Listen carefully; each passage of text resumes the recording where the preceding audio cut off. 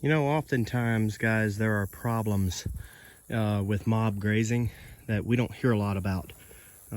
So I've been kind of putting together a little series of little videos here and there. I did one long one of a couple different problems that you can have.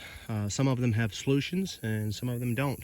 But it's just kind of showing the honesty side of it, showing some of the problems that you can have. And one of the problems you can have is, or at least for me, is you can be setting up paddocks and you run out of rolls of wire, but you don't run out of wire. So like this one right here, I've got a lot of wire left. I've got all kinds of wire. I've got enough wire to do all kinds of stuff, you know. But sometimes I need every bit of that roll, and a lot of times I don't. So like for this little short run, I don't want to cut them out, you know. Well, I'm out of rolls. I've got several paddocks set up, and I'm out of rolls. So if I keep, if I don't do something, then I'm going to end up having to take up some of my other paddocks, and I don't really want to have to do that quite yet. I want to be able to get around. Anyway, it's kind of hard to explain, but sometimes that's how it works out.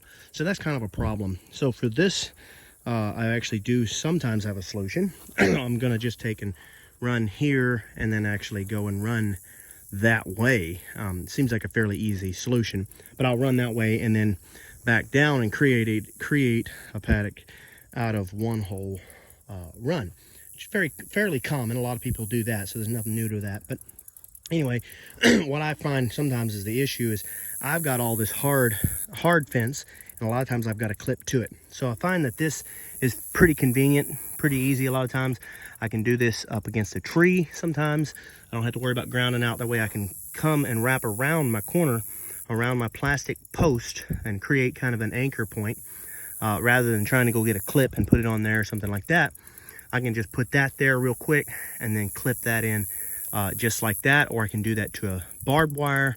I've even done it to a limb on the side of a tree, and I've also done it to where I've taken a string or a wire or something and wired this to a tree and just basically use it as a pulling anchor point. So you're using the strength of your fence or your post or your tree or whatever it is, but then you get the insulator effect of that without having to go bring an insulator for that. But anyway, just thought I'd throw that out there real quick. Hope that's helpful. If it's not, then obviously it wasn't the video for you. So don't forget to like and subscribe.